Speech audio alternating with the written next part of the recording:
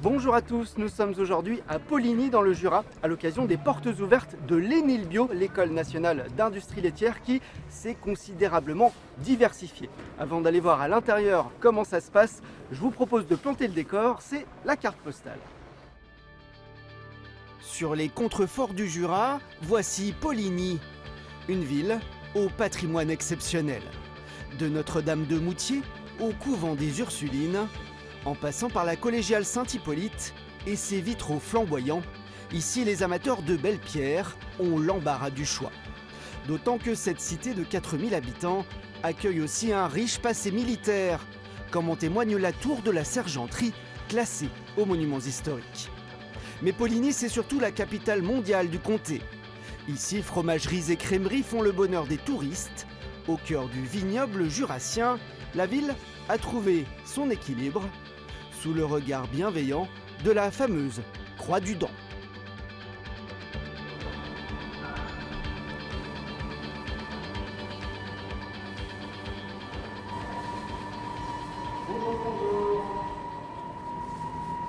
Bonjour Victoria. Bonjour. Qu'est-ce que tu es en train de faire là?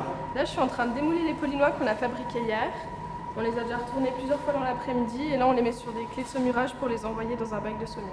Alors toi, qu'est-ce que tu étudies ici à l'ENIL Bio en fait? On apprend à faire des fromages? On apprend à faire des fromages, mais pas que. On apprend aussi toute la qualité qui se fait dans des laboratoires, tout le fonctionnement d'une entreprise agroalimentaire. Et c'est vrai que faire le fromage, ça fait partie de notre formation aussi. Bon courage alors. Merci. Voilà, j'ai le droit d'enlever la Charlotte. Alors, sachez qu'en 1966, une équipe de l'ERTF était venue ici à l'ENIL voir comment ça se passait. On regarde et on en reparle juste après. Dès 1878, le département du Jura, cherchant à améliorer ses fabrications fromagères, eut l'idée de créer cette école de Poligny. Ainsi, l'école reçoit tous les jours du lait de diverses étables qui est traité par les élèves le matin au cours de travaux pratiques. L'après-midi est consacré aux cours théoriques. Dans les salles de classe ou dans les laboratoires, les élèves futurs techniciens supérieurs apprendront à interpréter scientifiquement le travail du lait.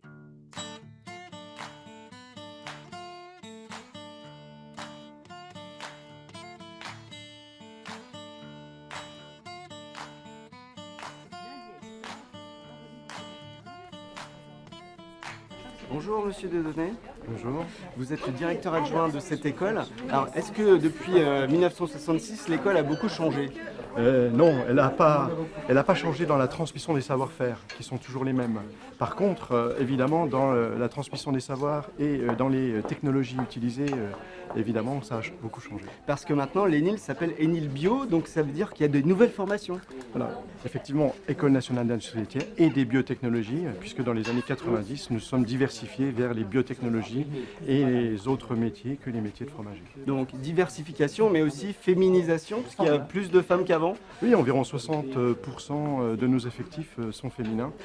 Qui peut venir ici à l'ENIL pour se former?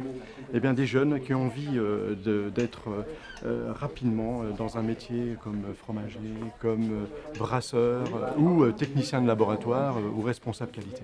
Plein de métiers possibles. Énormément de métiers possibles.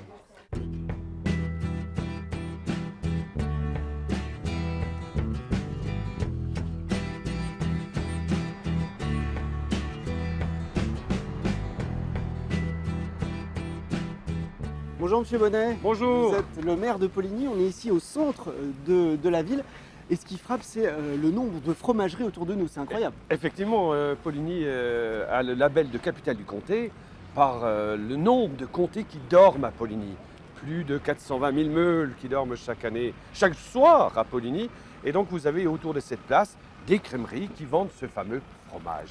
Et ça attire des touristes forcément? Ça attire des touristes. Il y a beaucoup de touristes qui viennent pour le comté, pour les vins, pour l'image qualitative qu'a le comté au niveau national et veulent déguster, veulent manger des repas à base de comté. Et c'est très attractif pour Poligny d'avoir cette image de capitale du comté. Le comté ne connaît pas la crise à Poligny.